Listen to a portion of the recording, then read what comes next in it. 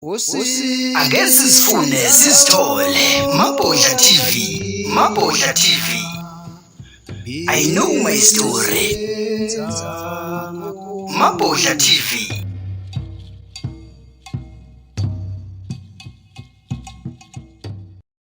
Enhla nasezantsi sibingelele kumakumbamane South Africa, iningizimu intshonalanga inyakatho, impumalanga enganza kwethu. Ake sibingelele kulolu hlelo, ake sifune sithola ukuthi singobani thina.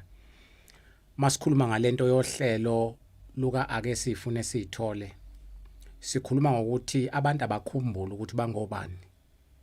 Azidle laza zikade zidla khona, zibuyele empandeni. Siyaqhuquzela ke lokho kubona bonke abantu abalibale linsonto ukuthi lezi inhlelo abaziniki isikhathi sokuzilandela kakhulu nokuzilalela, ngoba sifuna ukuthi izingane ezilandelayo, our next generation, zikwazi ukuthi zincele kokwansile, zifunde ukuthi kahle kahle ithini into yethu as Bantu people. Namhlanje ke nganza kwethu ngilande insizwa kaDuma uyona le podcast ake sifune sithole. Ungahamba kuyosibheka laphana epagini lika YouTube, ufike useshe uthi I know my story podcast, uphinde uyosibheka laphana epagini lika TikTok, ufike useshe uthi Mabhodla ake sifune sithole. Fokaduma ake sikubingelele kulolu hlelo ake sifune sithole. Ngiyabingelela baba, ngibingelele nabalandeli nababukeli kwaSifune Sithole TV. Udaba ke esikubizela lona namhlanje sifuna ukuqhubeka lapha sihlabele imgama odabeni lwenkolo, because ngiye ngabona kakhulu ama comment amaningi abuza kakhulu ngendaba yeBhayibheli nenkolo. Akusicacisele mfethu ukuthi ithini indaba yenkolo neBhayibheli, because abantu abaningi badukile. Uma ukhuluma izinto ezifana nalezi, abanye baze baku-attack noma balwe nawe. So ngifisa ukuthi namhlanje kuyicacise kahle le ndaba yeBhayibheli nenkolo ukuthi ithini indaba yenkolo neBhayibheli. Ngiyabonga baba. Masikhuluma ngeBhayibheli siyake sikhulume ngodaba olujulile kakhulu nenkolo. Noma uzama ukuveza okunye uyake uthola ukuhlaseleka ngenxa yokuthi abantu bakithi ezinye zezinto abakayiqondi umlando wazo ukuthi ziyini futhi zafika kanjani.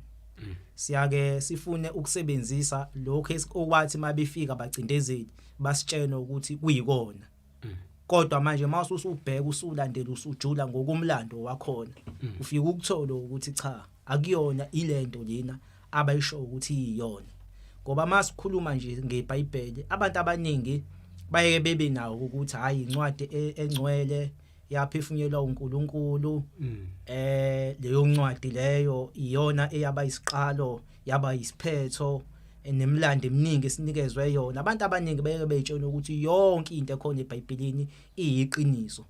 Okungelona iqiniso baba, ngoba umlando weBhayibheli ujulile kakhulu. Yes. Ukuze ke kodwa ngizokhipha isithombe esincane, ngoba ngiyengifisa ukuthi into nento engichazayo mina ngiqale ababukeli ngibanikeze isithombe esithile ngokomqondo, ngisebenzise nje ama map.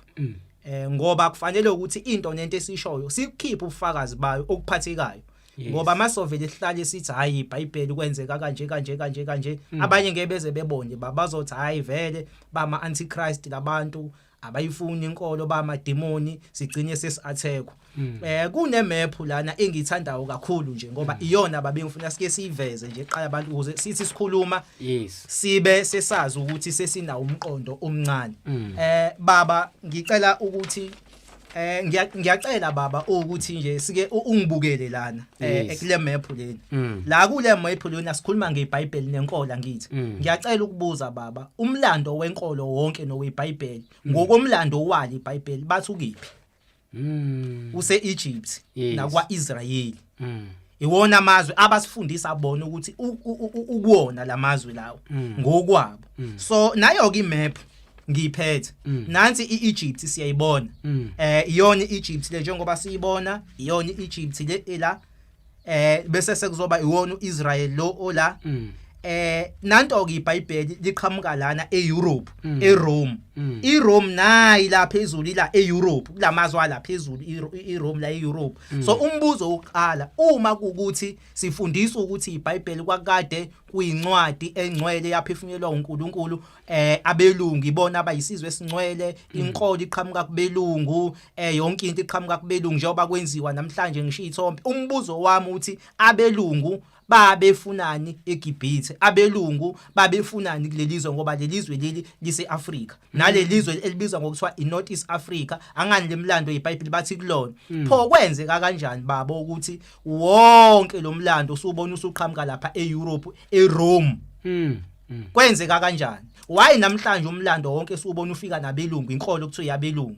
Why iBhayibheli kuthiwa elabelungu liqhamuke eRome ekubeni kwemilando yase-Egypt? I-Egypt ekephi? Ese-Afrika. Nezwe futhi elibizwa ngokuthiwa iNorth East Africa leli selibizwa ngokuthiwa uIsrael manje. Ngoba kwangewona uIsrael, kwakuyiNorth East Africa. Abanye babebuye bethi i-tectonic plate of Africa kwakuyizwe lalingcenye elalibuka sengathi liqhelile like oMadagascar. iMadagascar izwe la eAfrika kodwa uyalibona ngathi liqhelile. Nalelizwe kwakuyizwe lalicishe libe kanjalo. Nakhona amasijula ngokomlando futhi sifike sikuthola ukuthi kwakuyizwe lalihlangene neEgypt kuyizwe elilodwa before befake into ebizwa ngokuthiwa iSuez Canal. La khona abamba then basebenza ukuthi kwazi ukuthi cross umkhumbi benza into ukuthi nje ukwazi ukuthi ikhamba umkhumbi eyibridge ikhamba imkhumbi ngala manje uma ufike eEgypt ubuka usungazi uyitshela ukuthi lelalizwe kwakuyizwe elinye kanti kwakuyizwe lalixhumene lalilodwa neEgypt. So umlando wonke ke weBhayibheli ukhonjwa kulamazwe lawo.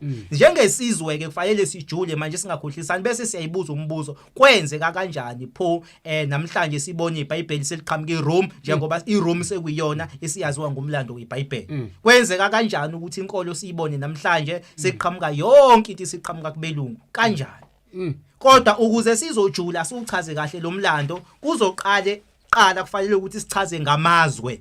Yes. Ngoba phela into yokuqala abayenza baqale ngokucolonize amazwe. iRoman Empire umbuso wamaRoma ngalenkathi usufuna ukubusa umhlaba ngeRoman Dutch law. Ngoba kunesikhathi la khona amaRoma ayifuna ukubusa umhlaba ngeRoman Dutch law njengoba nathi sisangaphansi kweRoman Dutch law. Yes, babe befuna ukubusa umhlaba. Nala khona bathuma khona amasosha ukuthi akahambe ehlasela emazweni wonke behambe beqoqa imilando le yeBhayibheli. Kahle kahle iBhayibheli baba ntshontshiwe latshontshiwa amaRoma. Nakhona bekutshontshwa imbhalo yakamanye amazwe. Yayisiyiswe eEurope eRome. Yayisiqalwa kabusha. Izitori eziningi bayihlanakazela. Ezinye bazenza ukuthi zivune bona. Yingakho sithola umlando kaGenesis bona besifundisa ukuthi umhlaba wakhe indoda yomlungu eyathi kube khona intaba nabantu yabumba abantu. Kodwa umlando wangampela waseAfrika ufika ukuveza ukuthi abantu baqhamuka emanzini. So bona basebezakhela izitori zabo. Sebecindezela izitori eziyiqiniso ngoba umuya lapha eEgypt ufika uthola omunye umlando lo walana eAfrika kukhulunywe ngabe kwakhulunywa ngoHeruna kwakhulunywa ngoMaathi khulunywa nje ngeminye imilando abayintshontsha bona bahamba bayisa eEurope base beyiguqula base beyibhikisa phansi. So kahle kahle amaRoma antshontsha imibhalo yezinye izizwe futhi akantshontshange imibhalo kuphela yaseEgypt bahamba eAfrika yonke even eEthiopia. Njengoba kukhona umprofeti uEnoch namhlanje sekuwabelungu. Umprofeti uEnoch wengeyena umlungu wemuntu omnyama. Kodwa namhlanje useguquliwe sekwenziwa sengathi kwakumlungu. Even eSouthern Africa imilando yantshontshwa iAfrika yonke. iRome ngalenkathi sifuna ukubusa umhlaba yathuma amasosha. Umuntu owenza lonto kwaba uConstantine kwiCouncil of Nicaea bayazi ngalenkathi ehlela lezi inkonfa yokuthi inkolo izoma kanjani, iBhayibheli lizokwakhiwa kanjani. Eusebius ibona impela abadume kakhulu ngokwakha iBhayibheli. Umndeni wakaPhiso nawo futhi uyena owaduma ngokwakhe iBhayibheli behlanakezela betwista imibhalo. So iBhayibheli akulone labelungu akulone lamaRoma. AmaRoma akanalo iBhayibheli kodwa bathuma amasosha bahamba bentshontsha imilando yakwezinye izizwe okusho ukuthi iBhayibheli balicolonize baliqala phansi kabusha nakhona balakha ngendlela yabo. Ukuze bezokwazi ukuthi bevuneni ubandlululo ababefuna livune bona. Ingakho uthola ukuthi izithombe namhlanje zimhlophe omprofeti uEnoch sebemhlophe kodwa abantu abamnyama imilando eminingi lapha eBhayibhelini iwhite washiwe. Akulona ngalento ethi nesike siyibona ngakhona sitshena ukuyikona namazwe amaningi ashintshiwe. ayikho iEurope eBhayibhelini njengoba uyakuphela namhlanje sekukhona uMaroma sekukhulunywa zonke izinto ezikhulunywa akulona iqiniso ezinye istory baba bebeyithatha basibona ukuthi siyiqiniso lesi story then bese beyasiphendukezela bona besibhekise phansi esinye uthola ukuthi bayasibona ukuthi hayi lesi asihambisani neagenda yabo then bese beyasicima siphume nje eBhayibhelini ngoba ziningi incwadi abayikhipha eBhayibhelini hayi ukuthi incwadi babeyifaka zonke bebentshontsha imibhalo yabanye abantu then bese beyabona ukuthi bazofaka ini. Ngiyakhumbula impela ngoba naseBhayibhelini zakhishwa incwadi zika Enoch. Yebo kunjalo impela akuyona okwamprofeti uEnoch kuphela ukukha nje phezulu ngoba ziningi incwadi kaMprofeti uEnoch yakhishwe eBhayibhelini uMaccabees wakhishwe eBhayibhelini uEsther awuphelele eBhayibhelini uTobit wakhishwe eBhayibhelini iGospel kaMaria Magdalena yakhishwe eBhayibhelini kungani babekhipha iGospel kaMaria Magdalena ingoba bawuthatha umlando bawuxova njengoba sazi ukuthi uMaria Magdalena wayenamadimoni wona kanti kwakunkosikazi kalomsindisi oyakabizwe kakhulu ngoYeshua kwakunkosikazi wakhe so babezama ukuhida loyonto ngoba umlando bawuhlanakezela bawubeka ngendlela yabo so ukukhishwa kweGospel kaMaria Magdalena babefihla lokho ngoba iyona eveza ukuthi bahlangana kanjani yonke into okuphethwe yonke lo history leyo kwakunkosikazi wakhe wengenawo amadimoni so bamthatha bamfaka ephathini wrong cause benzelani bayifunela into yabo ngoba babefuna ukuthumba umhlaba ingakho ke bayikhipha bese sekuzoba iwisdom yenkosi uSolomon yonke yakhishwe eBhayibhelini ingoba bebazi ukuthi umuntu omnyama kaye nomlungu iningi labantu bazokuthi masikhuluma ngoDavide sikhuluma ngenkosi uSolomon sikhuluma ngomlungu ngiyayithanda ke incwadi yehlabelelo zezihlabelelo kwamanye ama virgin bathi ihlabelelo sika Solomon 1:5 la ekuqama khona kuthiwe ngimnyama kepha ngimuhle nina madodakazi aseJerusalem bangahamba bayoyifundela le ncwadi lena ababukeli kuyakuvela nje ukuthi ngimnyama uma kukhulunywa ngeJerusalem namhlanje kukhulunywa ngabelungu kuvela izithombe zabelungu kodwa umlando wangampela siyawazi ukuthi masikhuluma ngeJerusalem kwakukhulunywa ngabantu abamnyama ingakho nakhona le ncwadi kuthiwe ngimnyama kepha ngimuhle nina madodakazi aseJerusalem ukukhishwa kweGospel yencwadi iGospel yenkosi uSolomon iwisdom yakhe yonke ingoba babefihla umlando ejulile kakhulu ngenkosi uSolomon akayena umlungu njengoba sitezi sifundiswa thina njengoba nomprofeti uEnoch abantu betshentsa umlungu kanti kwakumuntu omnyama waseTopiya nele nkosi uSolomon futhi nakhona akayena umlungu umuntu omnyama ingakho kuvela kakhulu ama ritual ebhubesi umuze kuthiwa labantu lendlu kaJuda babesebenzisa kakhulu ibhubesi ngicela ukubuza baba eEurope banalo yini ibhubesi Hayi angicabangi phela. Iliphi izwe emhlabeni ekhona khona amabhubesi? Ithina. So uma kukhulunywa ngokuthiwa kwakwenziwa ama ritual ebhubesi bayi tribe yebhubesi bangena kanjani abelungu ngento abangenayo isilwana abangenazo ngoba kwakuwama Africans anebhubesi. Iviningo yala. Iviningo eyala ayike Europe uba kanjani itrap yento ongenayo zonke lezi izinto zangala eAfrica lezi kodwa manje seyiguquliwe umlando kwenziwa sengathi izinto zase Europe ingakho futhi ukwazi ukuthi ubabambe ngamakhosikazi uzwe kuthiwa wena amakhosikazi awu30 mhlamba omunye kuthiwa wayefuya inkomo nezimbuzi ngicela ukubuza ba umlungu uyayifuya inkomo nezimbuzi kona eEurope ziyafuya inkomo nezimbuzi izinto ezathunjwa kithi zonke lezi ithina abantu abantsunda abafuya inkomo nezimbuzi so izinto eziningi vele la eBhayibhelini ufika ubone ukuthi hayi abantu abamnyama lekhunywa ngabo la eAfrica phela le Uma ubhekisisa kahle incwadi enjengomahubo 149 lapha ya fike khulunywe ngani ngokusina thu uNkulunkulu akadunyiswe ngeyigubhu nokusina isiphi izwe lisinayo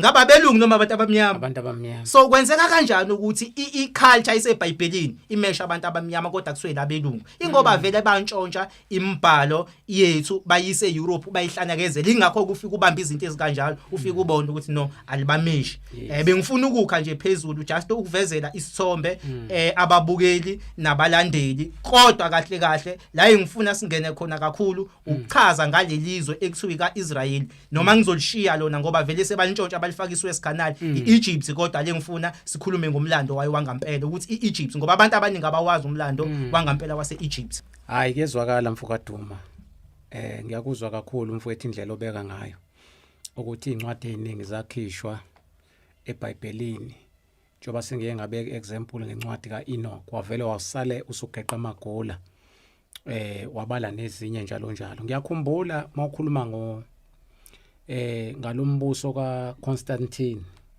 ukuthi bakhukha zonke lezi zinto. Ngiyakhumbula ukuthi baze bagcina bephikisa omunye ubishop kwakuthiwa uCol Arias waseLibya, okuyena oyekade ehamba etshela abantu ukuthi hey, lento ekhulunywa yilabantu ayikho, ubuqiniso balento abayikhulumayo akulona leqiniso abeza nalo. So ngiyabonga kakhulu ukuthi usicacisele kuleyo ndawo. Ngifuna ukuthi siqhubeke usekuyona le yenkolo, sesibuka manje umphumela ke ongemuhle odalwe yiyona inkolo. Asisho ukuthi siyayigxeka, but sifuna ukuthi abantu babone fokaduma ukuthi njengoba usukhulumile ngayo, umuphi umonakalo owenziwe inkolo uma songena kuleli phuze lithi ithini indaba yabantu abadlule emhlabeni sebekhunyuliswe ngisho idwaba ngenxa yenkolo, bakhunyuliswa namabheshu. Ithini indaba yaleyo nto? Ngiyabonga baba, ngiyabonga nokugcwalisa uma ukhuluma ngoBishop Arias. Walwa kakhulu nalama siposiso amaRoma. Ngoba phela amaRoma ayesephethe into zawo esethuba umhlaba.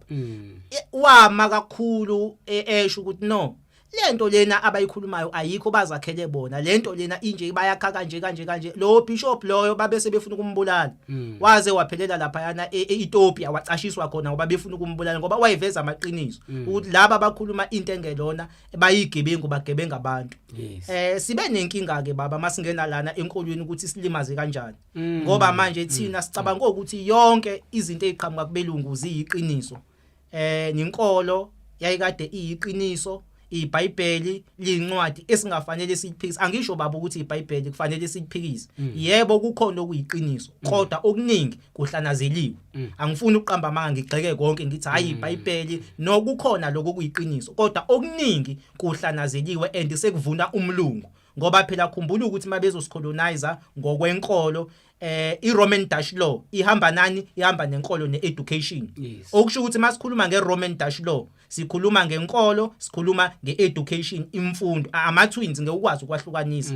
Njengoba ke hlezi silwa asifuni iRoman Dutch law yayizosithumba iyasicindezela. Nenkolo ngokunjalo phela baba ibizosithumba izosicindezela ngoba yonke into yabo labantu bebezocindezela ikakhulukazi ezinye izizwe, ikakhulukazi lezi ezinsundu. Njengoba yathi mayifika inkolo yafika okhokho bethu nakhona futhi babengayithandisisi kahle. Angikuveze lokho. Lokho asikwazi ke thina sinikwa lo mlando ukuthi okhokho bethu bayinqaba inkolo. Ngoba phela mabefika besuka pheshe yabelungu babephethe iBhayibheli. Bephethe nazo izithombe lezi ababefika nazo kwakuyisithombe sika Jesu omhlophe, uMaria, uGodi, uNkulunkulu ababemakhile bathi uNkulunkulu wethu. Babephethe na uma befika kobaba mkhulu bethu bayabatshena kobaba mkhulu bethu ukuthi hayi nangu uNkulunkulu nini nifanele nimkholwe uyisiqalo nyoyizulwini ngaye zonke kufanele ngene undodana ubaba. So obaba mkhulu bethu abayazi lento abayikhuluma, bayabatshena ukuthi thina ngeke sikwazi ukumkhonza lo uNkulunkulu wenu ngoba thina sazi umveli kuqala. Thina sazi umdali esimmemeze intabeni asabele. Baba mkhulu bethu ke bebenza ama-miracles amaningi sikuveze njalo lokho ukuthi bebekwazi ukucela imvula, bebexhumana nemvelo, benza izinto eziningi, bebekhuluma ngoNkulunkulu njalo ongabonwa, ababemmemeza ngokwasemoyeni, bebuka ilanga, bebuka inyanga ukuthi inyanga yuma wethu, bebuka ilanga ukuthi ilanga luba bwethu. So babenza njalo futhi babe namandla kubasebenzela lokho kakhulu. So uNkulunkulu waseAfrika beyimvelo, behlonishwa kakhulu ke abaprofeti ngoba bekwaziwa ukuthi imvelo iyabambatha abaprofeti bese isebenza ngabo. Behlonishwa abaprofeti ke kakhulu le Afrika, behlonishwa beyinto enkulu, nemvelo yayiba into enkulu. Yimboni ngokuhlukahlukana kwazo, izithunywa zezwe eziyigodi ngokuhluka okwethu kwa la eAfrika lokho. So bona bafika bayakudestroya konke bathi no, okuyikona okuyindlela neqiniso yiloko okuqhamuka kubona. Bayinqabeke obaba mkhulu bethu lento ngokomlando bathi hayi ngeke sikwazi ukuyikhonza thina izithixo lezi. Kwaphoqa ukuthi abelungu bayabona ukuthi abafuni ukuthi beyithathe obaba mkhulu bethu lenkolo bababulala ke. Babafosa ngenkaniki. then uma bebabulala bebafosa ngenkani baba kwase kuphoqa ekutheni nabo bayasabela ukuthi bazoshona then bagcineke nabo ngampela sebeyithatha lenkolo la isibulale khona ke manje angani lokho kwethu kuyimvelo yes lana eAfrika kwaqoka idwaba lana eAfrika kwaku nomshado wecece nendlela yethu noma ngithi kwakunendlela yethu yokushada sasinendlela yethu yokwenza izinto okwa namabheshu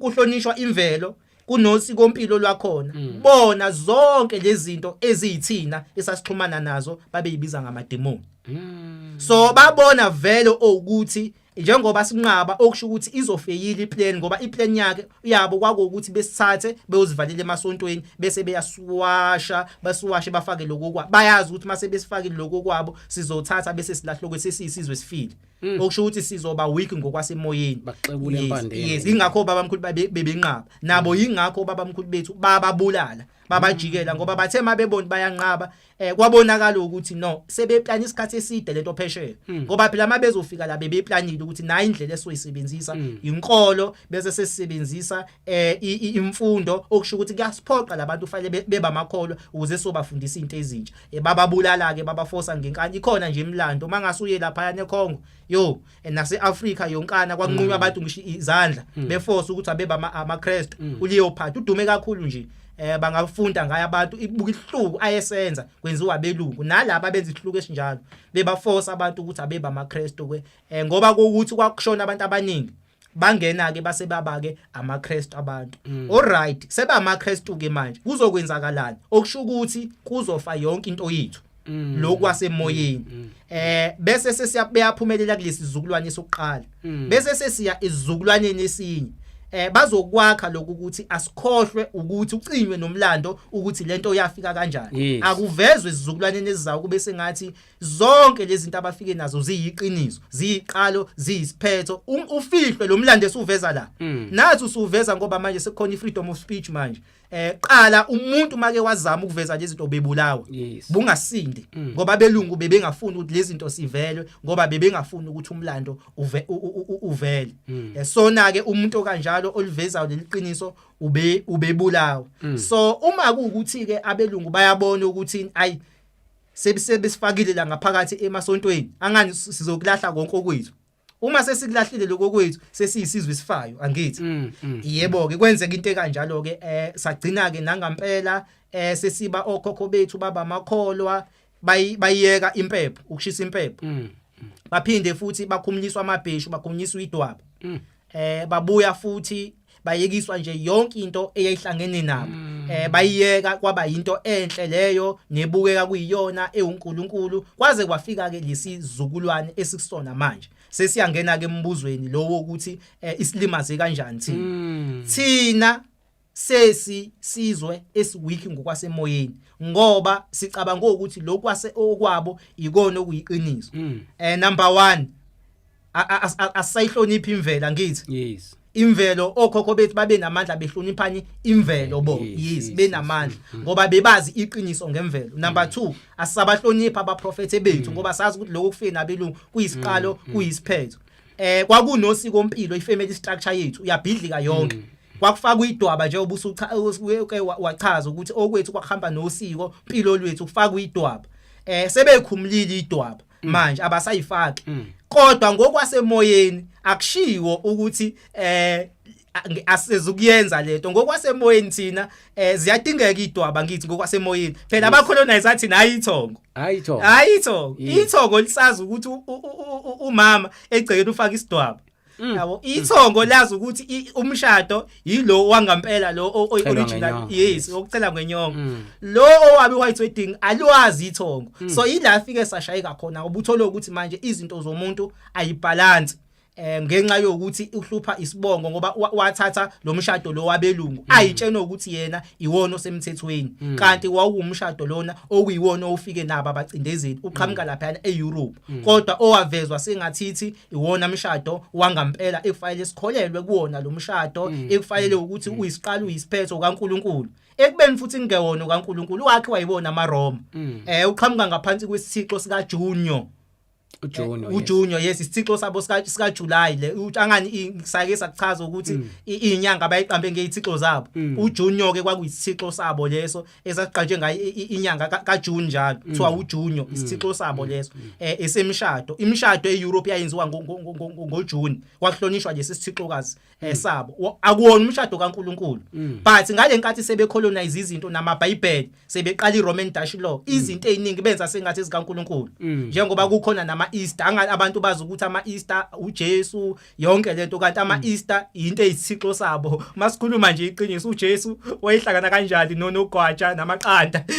akuyinto yesithixo sabo kodwa bayihlanganisa bayifaka kuJesu no December 25 namhlanje sibagcinayo kuthiwe kuzalwa yena uJesu kodwa futhi manje akukho nakhona ke futhi eBhayibhelini yabo zonke izinto zashayisana izinto zabo baba ingoba vele zasingelona yini iqiniso kodwa ngale nkathi thina sesiyigcina ke seyifika la ngakuthina siyalimala ngokwakamoya ngoba siyitshena ukuthi kuyiqiniso sesilahla lokho kwethu kwasemoyeni okusho ukuthi lapho kuzokwenzakalana izukulwane ezizayo sizoba nenkinga yesibongo ngoba manje kuzobonakala ukuthi no uma washade white wedding kodwa futhi manje thina okwethu ngokwasemoyeni yilokwenyongo akusabhalansi ingane siyahlupheka uthola ukuthi namhlanje senginengane ezinye ehlala emgaqweni thola ukuthi ezinye zihlushwe akwenzeki lutho impilo imile ingoba kuphambana emoyeni isibongo ngenxa yani ye-white wedding so i-white wedding isibulale kakhulu ngoba sikule nkinga yokuhlupheka abantu bayahamba hayi unenkinga yesibongo awuphethe kulesi sibongo i-white wedding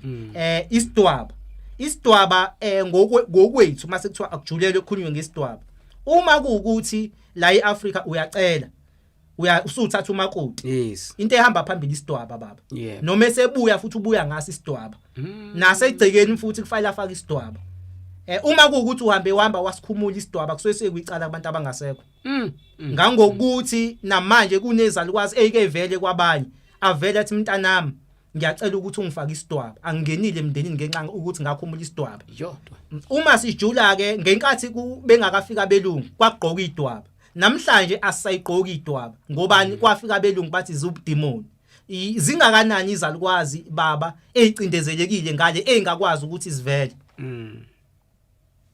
ngoba ngisho even abantu abangasekho sasibahlonipha kakhulu thina esibaziso ukuthi bakhona bayaphila umuntu uyasithela bangakanani namhlanje abantu ababathukayo abathi abekho bamademoni yes ngokufundiswa futhi nakhona yiba bacindezeli nakhona futhi besinika izinto engelona iqiniso njengoba sengishilo ukuthi babefuna ukuzosithumba befuna ukuzosivalela hayi ukuthi lokho kwabo kuyiqiniso kodwa yijele leli uzothunjwa kodwa bafuna ukubulala kakhulu izizukulwane ngoba bayazi ukuthi vele mesabulala ifamily structure sabulala ukubona lesizwe lesi ukuthi into zabo seyiphambene leso sizwe kuyophambana ngisho emoyeni ukuphambana emoyeni kuyophambana ngisho siphila kanje thola ukuthi isizwe sethu asiphumeleli konke nathi ingoba vele mayikwafa ifamily structure vele lento ifika igaxele kwi-community family structure bese sekuzoba isizwe kuyahambisana ngokwazi ukulokhuza ukuhlukanisa manje kwafa nje kwalimala yona lokwe family structure sekuphelile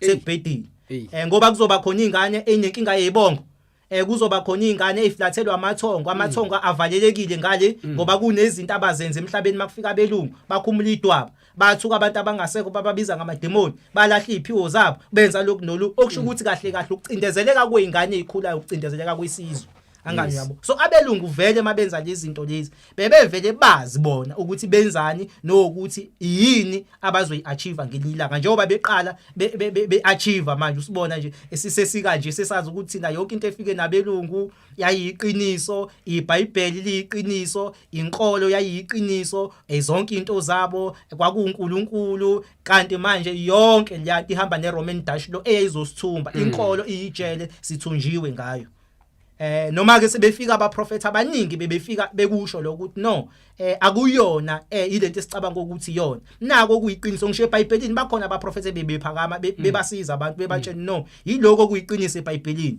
focusani kuloko kuumthetho ngoba okwakubalekile kwakuwumthetho njengoba thina singabantu bomthetho sinani isidalwa sika somthethokazi ngoba singabantu bomthetho lana eAfrika thina so iyona into ehamba phambili kakhulu indaba yomthetho ngoba umthetho wethu wasendulo sake sathi ukuthinta sikhuluma ngoma 42 laws of art isingabantu bomthetho so uma befika bona belungu ukuze ngifuna ukuvezela manje isithombe kumuntu ongilalela ukuthi bebone ukuthi basicindezele kangakanani ngokwakamoya bayafika bathi akusaphilwa ngaphansi komthetho kwafika uJesu wayibulala yonke imithetho yesintu yonke izinto kaNkuluNkulu sesigeziwe thina ngali igazi lakhe kodwa uma ulifunda lona iBhayibheli ufike kuphambana uthola ukuthi yena uJesu leBhayibhelini uthi angizele ukuchitha umthetho nabaprofeti ngizogcwalisa asho umayela umthetho yena athi awilutho ngale komthetho gcinani imithetho yami gcinani imiyalo yami kodwa bona bathini akuphilwa ngaphansi komthetho kwafika yena silahle yonke into uma kufanele silahle yonke into usiko lwethu basinika kanjani iwhite wedding ngoba iwhite wedding iwusiko impilo lamaRoma uma kufanele sikwazi sikulahle uNkulunkulu letha silahlo kwethu sikuthatha kanjani okwabo ngoba nako kuwusiko impilo wayike singalahli konke ingoba babesigebeka vele hayi siyathokoza mfowethu siyathokoza mfowethu ukuthi usikhanyisele mfowethu usicacisele nesizwe ngoba isizwe sidukile ngiyazi kodwa ukuthi njengoba ukhuluma kanje bizothi mayifika kwabanye because I thinking capacity yabantu ihlukene bese lo myalezo uba ngaphezulu kwabo iboke labantu ogcina usubathola sebethuka inhlamba ekutheni abakabi ready ukulizwa leqiniso mawusakhuluma ngendaba ukuthi siboshiwe hayi ngakhuluma indaba ukuthi akekho umuntu ongaboshiwe la eSouth Africa ukuthi indlela zokuthi siboshwe ihlukene kukhona umuntu oboshiwe sejele lo muntu ucontrolwa istate noma isystem ngokuthi fanele azophakelwa fanele azokwenzelwa into ethize ngesikhathi esiwukuthi bese kuphinda futhi kuzoba khona umuntu oboshiwe njengami nawe mfowethu ngaphakathi kweSouth Africa kodwa emqondweni wakho uzitshela ukuthi ufree but uboshiwe eyizwa leyo nto le so ukuboshwa kwakho nje ubungaphandle sizama ukuchaza ukuthi uqilazwe engqondweni into ekwafikwa nje nayo kwathatha oZankosi kwavela kwaboshwa ingqondo ukuthi ingqondo yakhe ingakwazi ukucabanga ngendlela yakho ube independent thinker so into efunakalayo ukuthi wena fanele ucatshangelwe isystem njengamanje njengoba ngikhuluma ngendaba ngithathisela kulento yokuboshwa uma uphuma njengamanje sake sahlala nomunye umfowethu sikhuluma ngalezi zinto zama one way out one way in uyavuka ekseni emsebenzini uyabuya emsebenzini ekhaya leyo nto ibizwa ngokuthi wisigqila but kodwa isigqila esingcono esibukeka singcono because sona siyakwazi ukuya le simuve siye le but kodwa uboshiwe why kwenzeka kanjalo because akufunakala ukwazi ukuhlala nomndeni wakho because umbuzo uthi uhlala nini nefamily yakho nikwazi ukudiscussa ngeindaba zala ekhaya so ngamanye amazwi uboshiwe till baze bakudedele ngoba sebebona ukuthi hayi umsoco kade bekudinga kuwena usuphelelwe isikhathi bese bethamba empeshenini sebeyazi ukuthi uzophila maybe 2 to 3 years then bese udlulela kwele ngaphakathi noma udlulela kwelamathonga sibuye size kumntwana ozozalwa osesiswini sikhuluma ngale nto yokuboshwa before sidlulele phambili umntwana osesiswini uthe phuma esiswini isitha suke sesimile noZankosi uthe phuma nje esibhedlele ezalo sesimile isitha noZankosi athi ezalwa nje ekhala ethi we bamfaka insimbi ngenkathi bemfaka insimbi babhala ipheshana nje lokuthi hamba laphana iShome Affairs yomenzela certificate masibuya leso certificate sibuya nane ID number so isiboshwa sesystem kusukela lapho ke lo mntwana kuseyena wakho sekumntwana westate umntwana kaHulumeni angifuni ukugxila kakhulu because lezo zijule kakhulu bengifuna ukubeka nje ukuthi akekho umuntu okhululekile eSouth Africa sonke siboshiwe siselapho ke ngifuna ukuthi ngihlabele emgama ngoba phela sikhuluma ngalento yokuboshwa siyongena kolunye futhi noma siyongena komunye umuqa ukuboshwa ngendaba ukuthi ke njengamanje besaboshiwe benjalo abantu ngakube ukungcwatshwa ngamabhokisi kunamthelela muni baba wathinta indaba futhi mawukhuluma ngeibhokisi. Njengoba thina singabantu bemvelo, uma umbhekisisa kahle umuntu uyinhlanganisela yemvelo. Laba abavamise ukusho ngaleli ulimi lolwabo bekhulume ngama element aphila kumuntu, bekhulume ngomhlabathi, bekhulume ngomlilo, bekhulume ngomoya, bekhulume ngelento lina ngamanzi. Bese sekuzoba futhi amatshe futhi ayingxenye yitha ngwashike mina amatshe bavamise ukusho for mina ngwashiya amatshe. Okusho ukuthi kahle kahle thina siyinhlanganisela yalewo ma element lawo njengoba sikhona lemhlabeni. Yingakho sinegazi eli representa kakhulu amanzi. Ayinidi futhi amanzi kuthina ngesikwazi ukuphila engekho. Sinemelanin erepresentwaielement yomhlabathi. Imelanin leyo hayi ukuthi thina sihlangana nomhlabathi. Ngiyafisa ukukulungisa futhi lokho ngendoda yomlungu eyabumba abantu. Sihlangana ngomhlabathi thina ngenxa ye-energy ephila kuthina emelanin. Yes, njengoba umuntu mayisuke eyithwele ikuhlangana lama energy lawa ngoba phila kuthina ngaphakathi bese kwakhe kumntwana. Nabantu bokuqala futhi bayakheka kanjalo elokhuzeni emanzini kwahlangana lama energy lawo. Okusho ukuthi lama energy aphila thina ngaphakathi. Hayi ukuthi abantu babunjwa indoda engifuna ukulungisa lo nto omunye uzodideka ngoba abazi ukuthi sihlangana kanjani nomhlabathi. So hayi ukuthi kwakuyindoda eyibumba abantu kodwa bona bathathe umlando wama energies wemimoya ephila kuthina ngaphakathi base bewenza waba physical kwangathi abantu babebunjwa indoda kanti kwakuyimimoya ekukhulunywa ngayo. Yes, so njengoba ke siyinhlanganisela yale mimoya lena okuyiyona yakhanda umhlabathi, okuyiyona eyenza kwaba khona amatshe, okusho ukuthi nathi siyafana ukuthi siwumhlabathi ngoba vele siphila ngani khona nale element omhlabathi kuthina. Amathambo ethu ayitshe. Okusho ukuthi masukubona itshe lapha phansi ubuka ithambo lakho. Okusho ukuthi uma sihamba emhlabeni thina kufanele siyobuyela back emhlabathini. Sitshalwe, sasithi siyatshalwa. Ingakho makuthiwa umuntu uyatshalwa ngoba uma uzotshala umuntu awukwazi ukumfaka eboxini ngoba ngeke izimile loyo nto uma uzoyifaka eboxini. Umuntu kufanele adliwe umhlabathi ngoba umhlabathi uyafana ukuthi umaka uthina. Yes. Kufanele amathambo akho okuwamatshe ahlale emhlabathini njengoba sengishilo ngathi uma sikhuluma ngamatshe iwona ayithambo lomuntu. Okusho ukuthi ithambo lomuntu lisuselwe etsheni.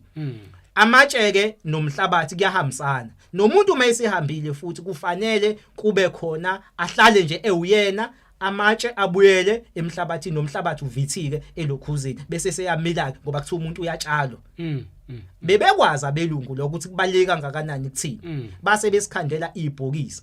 Ibhokisi ke liyakuhlukanisa nemvelo okuma wethu imvelo. Bona bayakuhlukanisa nemvelo ngoba ubolele ebhokisini. Ubole uzuphele ebhokisini. Uyothi livithike ibhokisi ufika phansi emhlabathini awunalutho vele. Okusho ukuthi lento adisho umfundisi ethi uthuli umhlabathi emhlabathini okusho ukuthi ubeqamba amasposiso ngoba uphelele ebhokisini uthumbekile ke lapho. So kahle kahle ibhokisi liyijele la kuthunjwe khona abantu bakithi. Akufanele ngabe salisebenzisa ngokweqiniso nakhona futhi kusawukuthunjwa sithunjwe ngebhokisi ngoba sengishilo ukuthi thina singabantu bemvelo kufanele sibuyele back kwimvelo futhi. Yes, lokho ube nomphumela omubi kuthina ngoba yikho okwenza ukuthi abantu bangabuyi. Yikho okwenza ukuthi abantu bahlupheke manje basabathebenza hayi senzele imisebenzi asiboni umuntu vele abantu bathumbekile bathunjwe yibhokisi abekho kwimvelo. So abantu abasaconnect kwimvelo abantu abaningi manje ngobani bafakwe emabhokisini kanti umuntu bengafakwe ebhokisini ngoba okhokho bethu bebazi lento yethu nemvelo ukuthi ibaluleke kangakanani nomhlabathi uyini kuthina ithambo lethu liyini kuthina bebezazi lezi zinto ingakho umuntu bengafakwe ebhokisini. So nebhokisi liyingxenye yokucolonizwa futhi empeleni zonke izinto abafike nazo baba bebezosicolonize noma ngabe yini basuke ine agenda abasuke bezoyenza bona basuke bazi ukuthi bazokwenzani. Lento yokubhema ugwayi wamakhala nokuphuza kwenziwa yini? Angibonge baba. Ufuna ngiphuwe ngijawe ngishawe mangiphuma manje. Wayithi indaba. Kodwa ngoba manje kufanele sikhulume iqiniso ngoba kukhona baba thola ukuthi umuntu uyaphuza uphuzo oludakayo kwenye inkathi uyabhema uthi angisafuni ukuyenza lento kodwa iyenzeka angazi ukuthi ngenza kanjani ukuze ngiye ayiyeke akasayifuni yena so sizela abantu abanjalo ke bayi understand ukuthi yini isukaphi ezinye zezinto baba ezizenzayo thina ayiqali ngathi kodwa zibuya kuthina exactly njengoba uthola ukuthi umuntu uyaphuza kakhulu kuze kweqe hayi ngoba kuyena ophuza kunomuntu wakubo okuyena wayesebenzisa lo mkhakha lo or lo luphuzo oludakayo uma esefuna ukubuya njengoba phela sonke igazi lethu leli lithwele izizukulwane reincarnation khona amakhetha aphila la egazini lethu ngoba iDNA iphethe yonke into sonke izizukulwane so umuntu nomuntu uphakama ngalento ayithanda ubona lapho umuntu uthola ukuthi kusegxile ophuzweni oludakayo akafuni ukukuyeka akuyekeki ingoba akuyena vele ileli khetla leli eliphila kuyena egazini lakhe into ezomsiza ke lapho ukuthi aqale ancenge leli khetla eliphila kuyena ngaphakathi uncengwe lona aqala ukuthi nohlambuluka manje enza kanjena njengoba kuyakube khona ngisho umuntu othakathayo umuntu othakathayo akupheli ukuthakatha ugcine sekuba nohlaka lalowo muzi loyo ukuthiwa kungena ingane akupheli ukuthakatha kulowo muzi kwenziwa yini ukubuya kwezinto bayoze benza inhlambuluko oqala yalomuntu oqala obekade ethakatha kwenza indaba yakho kuvalwe leso sikhwama leso sokuthakatha lesesimbi kurintswe na kanjalo ke nasophuzweni elidakayo nase ezintweni ezithinta ogwayi kwenziwa izinto ezikanye ziyahlanjululwa lezi zinto lezi ukuze bezokwazi ukuthi bekhululeke laba abaphilayo ngoba masikhuluma iqiniso besikade zingekho eziningi zazo bezingekho noma ngabe mhlambe bangasho abanye ukuthi hayi kukhona ade kukhona kodwa hayi lokho sekukhona manje namhlanje usiya kubona abantu abaningi uthola ukuthi sebenza idakamizo ehlukahlukene ezizukulwaneni ezizayo bazobe bembathe lezi izizukulwane ezizayo okusho ukuthi ukuhlupheka nosizi izokwanda ezweni sethu angani uyabo so kahle noma kwakukhona okuncane kodwa kugcine sekuqhubekela sekuba worse namanje kusaqhubekela futhi kuba worse so lento kusuke kuyinto esuka ingaqali ngathi yinto esuka ibuya eyake yaba khona denye isibuya lento ifana nani ifana nesifo emzini yabantu eminye uyakuthola ukuthi hayi sekunesifo sakhona la yinyawo komunye futhi uthola ukuthi yikhanda baze basho ukuthi elala ekhaya baba asikho isifo sakombuso omuthi asikaze sakhona kodwa kusuke kuumuntu owahamba emhlabeni enesifo lesi yes yangasetshenzwe indaba yakhe umuntu ohambe nesifo uyalashwa kulashwe ubiyena umzimba ukuthi njengoba esihambile siyacela ukuthi isifo uhambe naso ngisho even nalabo abakhishwa ama inside bonke bayacelelwa futhi siyacela ukuthi niphile nilapheke yebo laba abahlinzwayo ngoba phela siyahlinzwa icubu zakhe ayiphelele naye akaphili izinto ade zimphethe zingabuyi ngoba mangingakwenzanga lokho into ezokwenza iyodwa leyifeni zizolokhu ibuya lezifo uma siphakama lisalikwazi kulomzimba uzophakama ngesifo sakhe thola ukuthi ke sekunesifo salowo muntu usekuukhondolo lapha so zonke lezi zinto ziyahlanjululwa ziyalungiswa izifo uphuzo oludakwa konke kuyalungiswa kuyahlanjululwa so into ke efike yashaya ke thina sizohlambulula kanjani ngoba lezi zinto zidinga imbuzi zidinga lezi zinto ekuthiwa singazenzi bathi abelungu zidimoni akanye yabo ukuthi bebesibopha kanjani ngokwakamoya so kahle kahle isizwe sethu siboshwe ngokwakamoya fanele siqale sibuyise lezi zinto zakamoya kuqala okwethu kwakade kumkanjani ukuze sizokwazi ukuthi sikhululeke ngoba ngisho naloko okuhlukaniswa futhi ngokuthi singazwani sibe isizwe esidivided kube khona abanye ngizwe bekhuluma ngoma clever blacks yonke leyo nto yes nakhona kusawukhondolo lolodwa ngoba mulandela umlando wasendulo ngale nkathi kukulwa izimpi ukuthi benzana abelungu ufika ukubambe lo ukuthi basisakathe emoyeni yebo basisakathe emoyeni labantu isiwumkhakha lento le so ukuze isizwe sokwazi ukuthi siphumelele kufanele ukuthi sihlele ke kucelelwa intethelelo labantu laba abathenga isizwe endulo khanjwe intaba yebo kucelelwe bona intethelelo laba abadayisi ngoba uma bengacela intethelelo sizolokhu silwa sodwa ngoba kuphakama bona anganabelungu bahlakaniphile bazazi into zakamoya basibophe emoyeni labantu lapha enibambe kakhulu emoyeni basibophe emoyeni labantu lapha basifunda kakhulu emoyeni yebo bayazi yonke into ngathi so manje thina balwa nathi ngokwakamoya labantu ababuyayo abahamba bekuliso simo. So isizwe sethu ungasibona silokhu sigida ndawonye. Kuthi umuntu onsundu engabulwa nesitha ande nomunye umuntu wakubo. Yini isemoyeni lento. Kusho ukuthi ngenye indlela abelungu bayilwe emoyeni thina silwa. Sile enyameni thina. That is why singeke siwine. Yebo, bese beyasifundisa futhi ukuthi lokho kwasemoyeni akukho ungakholelwa kona. Angani yabo sebekubophile. Siyathokoza kakhulu Fokaduma. Siyathokoza. Uyibambe kahle mawuyibambe ngokuthi impi enkulu la esibhekene nayo impi yasemoyeni. So abantu ke fanele bafunde ukuthi lempa abayilwa physical ngeke baze bayiwina. Idinga abantu abahamba intaba, idinga abantu abahamba amanzi, idinga abantu abazokwazi ukulinda abafaste bakwazi ukuyipopola emoyeni.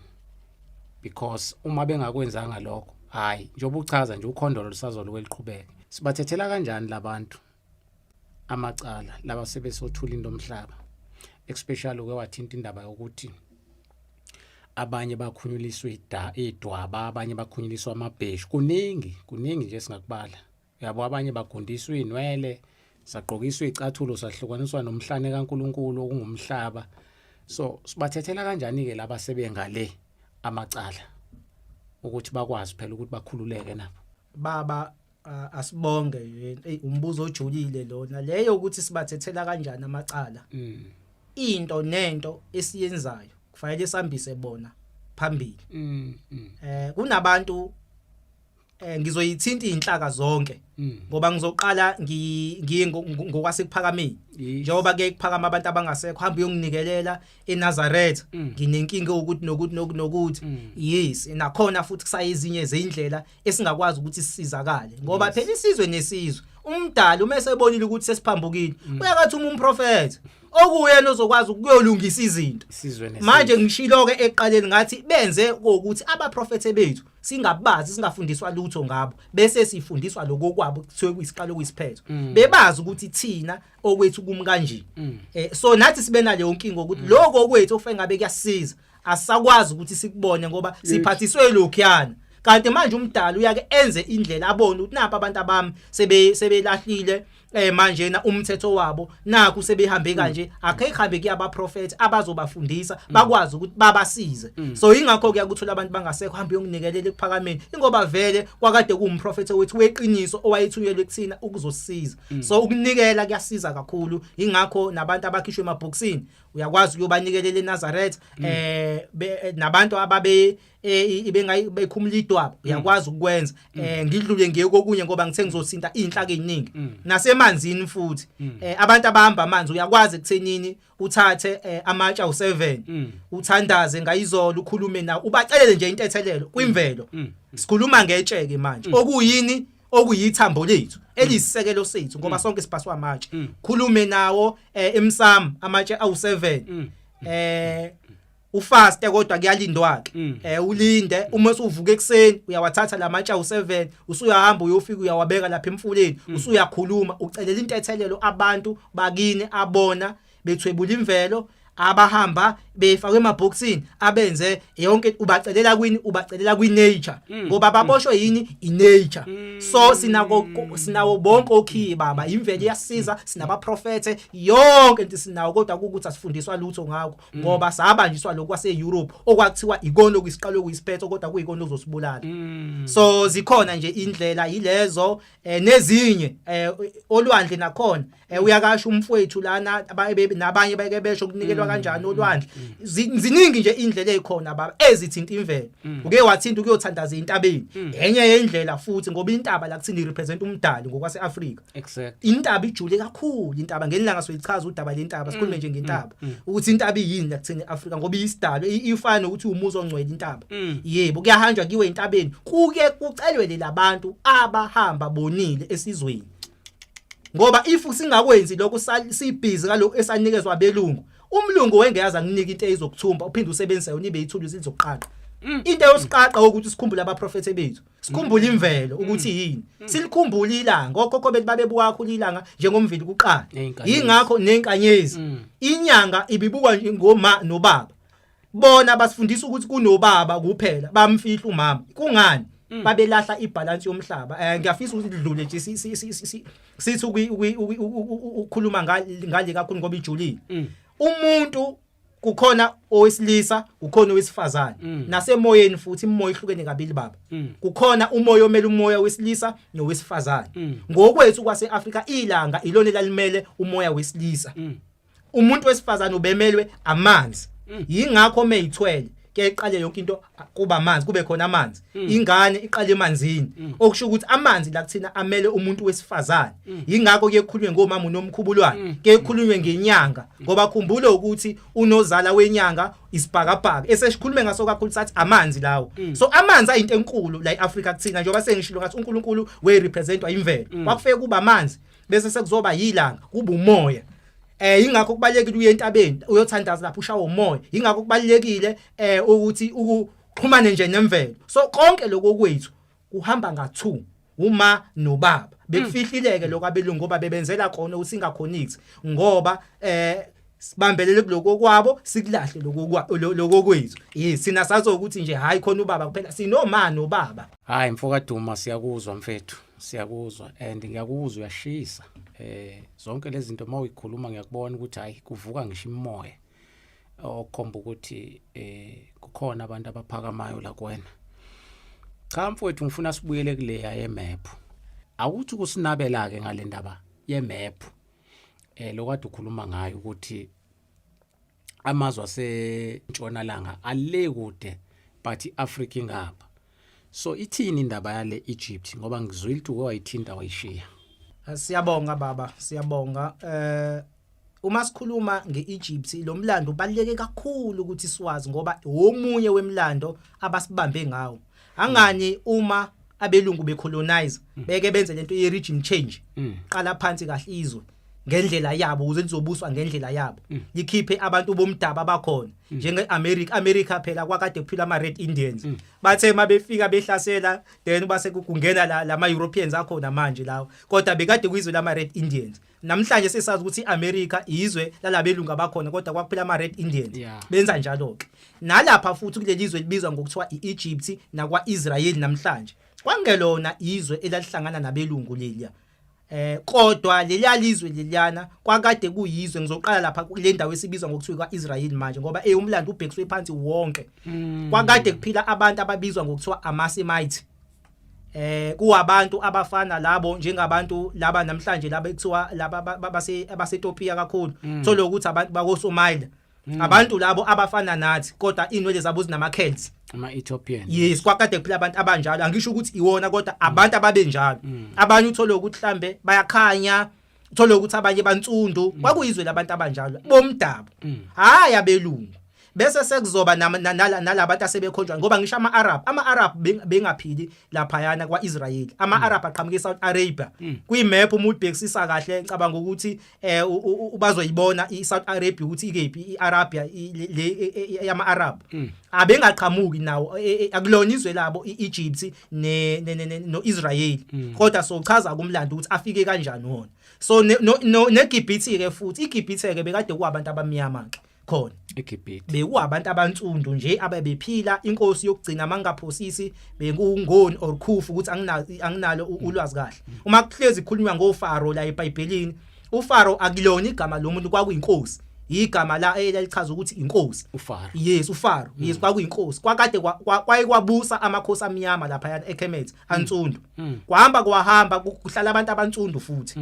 Yes, imlando yeyibonke iningi ifi nakuthina iyakikhonjwe kakhulu lapha. Yes, ngoba phela bengekho amabhoda. Umuntu bekwazi uyigibelela la ayiyele lapha yana eEgypt eKemet bese seyabuya. Bekusetshenziswa kakhulu imkhumbi. So bengekho amabhoda ingakho nabantu abaningi uma uzwa kuthiwa bebebalekela kulamazwe angale muzwa wonkosi uSoshangana wagcina efike eMozambique. So abanye abantu ke mabehamba ngizama ukuveza nje umqondo ukuthi iyona ndlela yokuyangale yokuhamba abantu mabehamba. Yes, so bakhona abantu abasuka ngala eSouthern Africa then base beya ngalena kulelizwe libizwa ngokuthiwa ise-Egypt njengoba sake sawusho umlando ukuthi yonke into yaqala ngale Southern Africa. Yes, la Egypt le khonjwa lapha yana yakhiwa abantu ababeqhamuka la eSouthern Africa ngaphansi komfulina river. Banyuka le civilization yayisikhanda yini eyisikhanda le civilization lana elapha eEgypt kwakubantu abamnyama lapho ababephila ade bephila lapho. So ngale nkathi amaRoma ezocolonizer entshontsha imlando yabantu abamnyama afika aqala lapha kwaIsrael ababulala bonke abantu ade bephila lapho eyabathatha ayobenza igqili. Bangenela eEgypt bababulala abantu abamnyama babenza igqili. Umuzi umlando weBhayibheli awuhlezi kuthiwa kunabantu ababegqilaziwe uIsrael kwakubantu abamnyama ba. Umlungu akamgqilazo omunye umlungu. Ibale lagqilazo emlandweni kwakuyibale ensundu. Ingakho iTestament elidala lingasashawa ndiva kuthiwa hayi incwadi endala sekuyincwadi entsha le kufanele ukuthi igxilwe kuyona because bayazi ukuthi kunomlando wakwantu lapha. Yebo baba ingoba phela bayazi vele lo mlando umesha abantu abamnyama basike sathi ukuveza eqaleni yakhumbula bayazi ukuthi lolu siko impilo limesha abantu abansundu mangase abantu befocus kulona bazobona ukuthi ayingeke yini lana kumeshe abantu abansundu ingoba vele yonke lemlando ekhulunywa ngayo kwakuyimlando yabantu abansundu. iEgypt kwakade kuyizwe abantu abansundu kodwa kwafika abelungu bezocolonize bababulala babaleka abantu abansundu babalekela ngala koEthiopia nakwaIsrael futhi babaleka abantu bebalekela ngale balidlizwe baliwina kwayilapho kwajika kwaphatha amakhosi amhlophe eEgypt abantu abansundu benziwe igqila ngaphakathi bathunjwa. Hayo ukuthi abantu abansundu bakade bengekho eEgypt ngoba sekukhona abelungu kwakade kuyizwe labo kodwa bacolonizwa izizwe ezimhlophe then kwase bebuswa ofara abamhlophe. So lento ukuthi kube khona ofara abamhlophe iyenzeke lethi secolonizwa abantu abansundu la ngaphakathi eEgypt. Ya so benza njalo ke lesizwe lesi sayisithi masifika nje umlando weni bese siyawucima suntshontshe suqale phansi kabusha njengoba sengishilo ngathi nencwadi even iBhayibheli incwadi eziningi zisuselwa ezincwadini zaseEgypt ezazingakhonzwa futhi ezazichaza umlando oHeru khulunywa ngelanga khulunywa ngezinto eziningi ayintshontsha amaRoma ayokhandida izitori eziningi eseBhayibhelini zikhandwe izitori zaseEgypt ezihlangazelwe nakhona bathatha ngisho izitori engezona ezokukhonza bahamba bayoyitwista lapha eEurope baphendukezela yonke into bantshontsha baze bantshontsha ngisho usiko impilo lwethu njengoba seshilo ukuthi usiko lapha kwiTorah iTestament abantu abamnyama laba balapha balintshontsha bahamba bawulifaka eBhayibhelini baxova bamix izinto umehluko ukuthi bona benza nje bebeliweaponizer bebeyintshontsha into bese beyeweaponizer bayenza ukuthi yes bayiguqule ukuthi kulimaza bashintshe ngisho amagama ama tribes maningi ama tribes esiwaziyo thina ala eBhayibhelini alapha atwist amagama njengalabo ekuthiwa umbuso wakaKhushi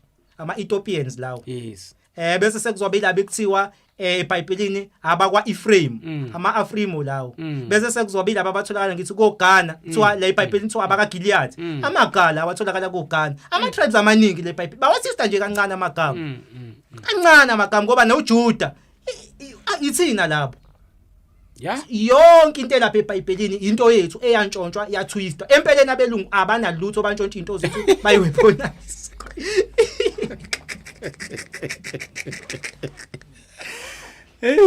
Cha manje mfowethu uselapho nje mawukhuluma ngezinto zaseAfrika you know even music usuka la eAfrika umusic wethu ke njengoba ubona lento ekuthiwa iCongo drum khona lento ekuthiwa iCongo drum papaq bese kuzoba khona isigubhu lesishawa amaziyoni yabona izinto ekade zenzeke eAfrika because thina masidumisa noma mhlambe senza lento yokuconnecta nemvelo yabona bekushawa lezi zinto zamagemfe kushawa igubhu kwenziwa yonke into kodwa lezo zinto ishintshiwe namhlanje njengoba uchaza zacolonize zabuya sezumusic sesine drum leli lishawayo yabo sesine iginci but zonke lezi zinto zikhophwe kulezi zinto lezi zazakhiwa kukhona idolotolo kukhona kuthiwa yini lento umakhweyana hayi kunjalo baba bathathe yonke into yethu ngoba ngisho kulapha namhlanje sazi ukuthi amaphilosophy amaGreek amaRome hayibo abantu bokuqala balapha kwakumuntu onsundu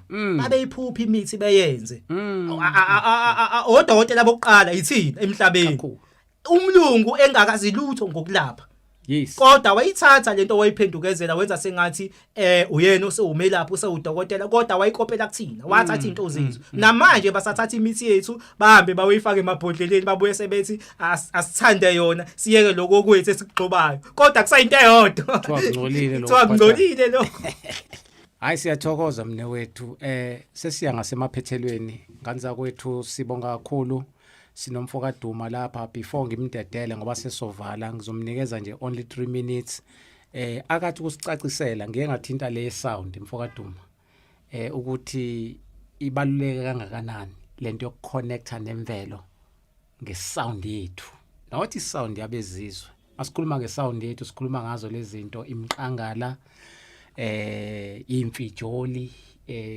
thiwa yini lento iflute lokwakhiwa ngoqalo zonke lezo zinto abanye bayibenze nalezi zinto zoma meditation abanye basebenzisa wona lawo ma sound ukuconnecta nemvelo mhlambe ikuphi nje umphako ongasinika wona before sivale mfowethu mayelana ne sound so akusibekele including ukukhanya nomsindo zonke lezi zinto mhlambe just only 5 minutes bese sivala mfethu sithole nethuba lokuvala ngiyabonga baba kakhulu wayithinta indaba mawukhuluma ngendaba ye sound ukhuluma ngokuthi eAfrica thina sasikade sishaya igubhu isigubhu komushaya siya vibrate kunento engeke ngisho njalo banganginaka abantu abaningi ukuthi umuzi nomuzi kubalekile ukuthi ube nesigubhu ukushaya isigubhu kuthina kukudumisa umdali yes uma sishaya isigubhu nokwenza lemisindo yethu le yemvelo ukufutha izinto zethu zemvelo ukushaya igubhu ngoba ku representa isidalwa kuthina esibizwa ngokuthiwa ulizwi livela kakhulu la eBhayibhelini kuthiwa ulizwi kodwa abacashisile ngoba kunomlando ojulile bathi bona ulizwi leBhayibhelini okwakuyisound le vibration la kuthina ulizwi makuthiwa nje sihamba phezulu lo moya ke ubizwa ngemfihlakalo ngoba umoya ungakhulunywa lutho ngawo ubizwa ngokuthiwa uyimfihlakalo kodwa kubalekile ukuthi suveze ngoba suke singawugaguli kodwa siveza umlando yes awunali igama kodwa ubizwa ngokuthiwa imfihlakalo iwona moya oqala ke lo moya urepresentwa ivibration uphinde uzorepresentwa yini uzorepresentwa umlilo uphinde uzorepresentwa yini makuduma izulu ubani yingakho nali igama lithiwa ubani yabo ubani lo ngoba li representa lesi sidalwa sokuqala yes esibizwa ngokuthiwa ulizwi si representa i vibration umlilo bengicacisa lokho umlilo ngoba abanye bazokubuza ukuthi ukwazi ngani lokho ngoba khulunywa ngale yamfihlo cha kanganje okhokho bethu kwakuyingcitha buchopho babebona ubani bese bebize bethi ubani okusho ukuthi representani umfihlakalo ngoba kanali igama sazilutho nga ubani kodwa sibona umlilo okusho ukuthi we representwa umlilo iwona moya oqala loyo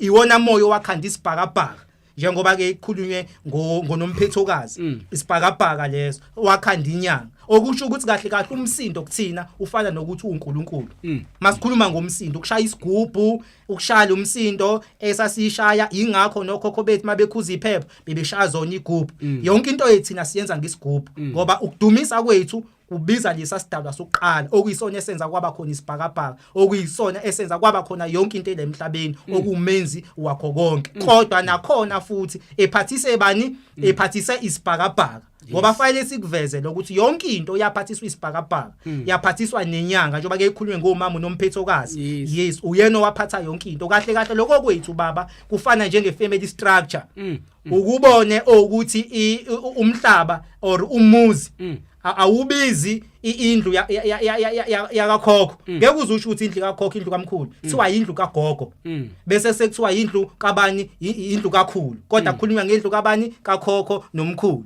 nomhlaba kunjalo ngokweqiniso thina iAfrica iMotherland ngoba yaphathiswa isibhakabhaka okumuntu wesifazane njengoba nakuthina ngokwethu isukaphi leyo nto isuka lapha emvelweni ukuthi thina indlu siyibiza ngomuntu wesifazane nomhlaba futhi iblueprint yawo wonke uphathiswa umuntu wesifazane so iAfrica iMotherland hayi ifatherland ngoba iyaphathiswa umuntu wesifazane yes lo moya ke umenzi wakho konke urepresentwa isound uphinde uzorepresentwa umlilo iwona owenza kwaba khona isibhakabhaka sithi unomphethokazi inyanga sithi usonzwabi onomkhubu umqubulwana amanzi lawo ulayini owodwa omama unomholi yes izidalwa ezaphathiswa iblueprint yomhlaba omama ugaye kwehle kuzokuyofika elangeni yebo nje ihamba kanjalo okwethu yes so bengifuna ukukhuluma kakhulu futhi nakuloku kwesigubhu ukuthi ke sibaleka ngana so isigubhu sixhumanisana nomkhathi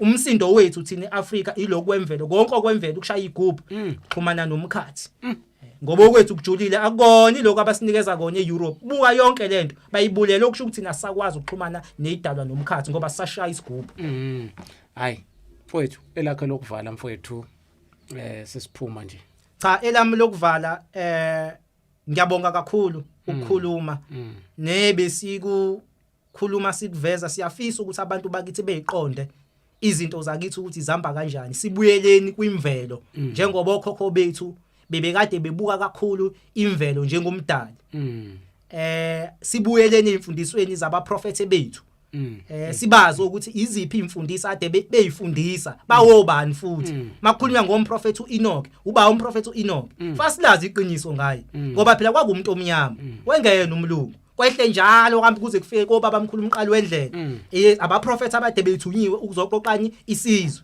yes ngenilanga songena sikhulume ngezithunywa zihlukene kanjani ngoba kukhona izithunywa zezo ezeyigodi nginazo nemoya yakhona iminingi imoya eyakibe khona so asibuyeleni ezintweni zethu sixhumane nemvelo sixhumane nomdali ngendlela yakwantu lokho esinikeze kona kwase-Europe ukuze isoya phambili asikiyekeni or asizameni ukuthi sinciphisa ngoba kulula ukukiyeka vele besazi ukuthi ikonto kusifaka ezulwini kodwa imvelo yethu ifuna lokho kwethu kumkhathi siyabonga mfowethu mhlambe la uthola la khona izinkundleni zokuxhumana ngiyatholakala lapha yana ku YouTube uvuka Africa TV ila khona sikhuluma khona imfihlo eziningi siveza khona imfihlo eziningi kwi channel yami nalapha yana ku TikTok futhi uvuka Africa TV nakhona futhi siyake siveze kodwa ke ku TikTok ke hayi siyake sibanjwe lapha siposta lokho okuncane bese siyoyiqedela indaba ngalena ku YouTube yes ngiyayingithanda kakhulu ngathi bangalike besubscribe ukuze bezokwazi ukuthola ama video amade ngoba lapha yana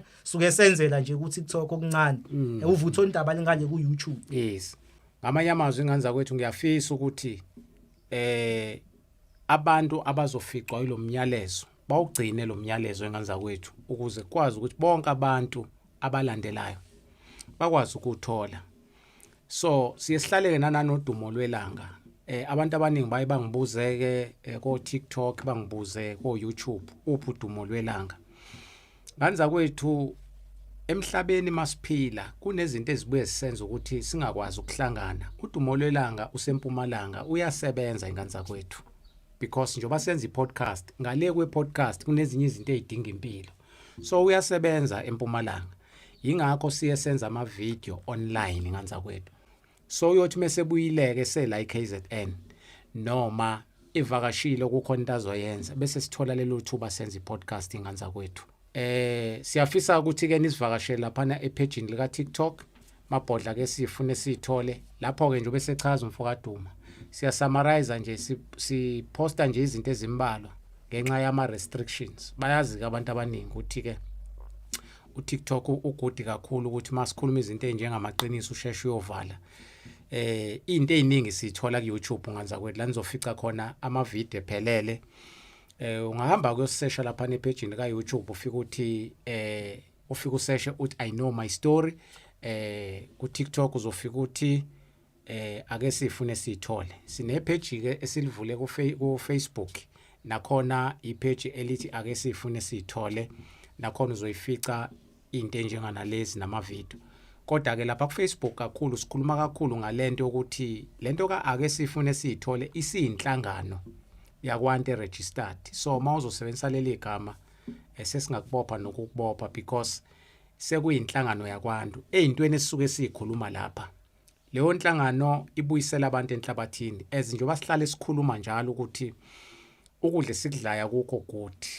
amanzi siwaphuza awekho good so lokho ke kusithathe kwasibeke ekutheni nganza kwethu asiqale phansi manje si-exercise lezi zinto njengoba echaza umfokaduma ukuthi asibuyeleni kwimvelo asibuyeleni kulezi zinto ebezikade zenziwa okhokho bethu so laka ake sifune sithole ke sidila nalezo zinto enganza kwethu ekutheni asiqhubekeni nalezi inhlelo enganza kwethu zokuthi sibuyele empandeni. Sifundisana lezo zinto ke lapha ake sifune sithole. Mawufika ke khona ke nganza kwethu kujoinwa ngemembership. Uthatha imembership nje, mawungena nje ku WhatsApp uzosibingelela, ufuna ukungena lapha na ake sifune sithole, kungena ngemembership. So sicela nje ukuthi sibalule nalokho because abantu abaningi bazi ukuthi makujoin ema groupini uyojoin igroup. Yes, ungangena egroupini but igroup yala ekhaya inama members are registered, ane membership legit. Mawufisa ukuthi ube ingxenye yalolu hlelo la ake sifune sithole, sukhathela ukudla okune chemical, sukhathela ukuphuza amanzi ane chemical, usufuna wena ukubuyela empandeni. So indlela yokubuyela empandeni ke mfowethu mangihleze ngisho ngithi ayikho enye ngaphandle ukuthi sibuyele emhlabeni siyolima. Ilento esiyenzayo ke ake sifune sithole siseyinhlelweni zokuthi siyotshala inganza kwethu. Isikhathi sokukhuluma siphelile, isikhathi sokuthi manje senze inganza kwethu ukuze sikwazi ukuthola ama result right. Sibhizi kakhulu la sifune sithole inganza kwethu, sikwi process ebheke lapho. So angifuni ukwanda kakhulu. Mina ke ngumthokozisi Mbonambi, mawusukuzwa sithi Mabhodla sikhuluma ngokhokho. Sesehla ngobonda nomfokaduma sithi kini okumhlophe kodwa, sophinde futhi sihlangane kolunye usuku. Camako. Inamba ke yami ke yocingo nganza kwethu engitholakala kuyona it's 0848015007. Siyacela ke abantu mabe bezosithinta engaza kwethu bangasifoneli, ba WhatsApp. And ma WhatsApp ungangeni uthi hi, ungene uhlale phezulu kodaba ukuze sikwazi ukuthi sisheshe sikusize because mawuzothi hi sizokuyeka because usenesikhathi sokudlala sokuzobingelela ngo hi. Sicela ke nje nganza kwethu mawuzoyithatha le number usWhatsApp because isikhathi seyingcingo nganza kwethu esayivala leyo nto ngoba sisuke sayivulela kakhulu. Uthola ukuthi kunabantu abafona o20 minutes, abanye bafona i-hour lonke but kume yonke into oyenzayo. So siyakwazi ukuphendula sibe sibhizi nokunye ngo WhatsApp. Ake sisifune sisithole. Mabhodla TV, Mabhodla TV. I know my story. Mabhodla TV.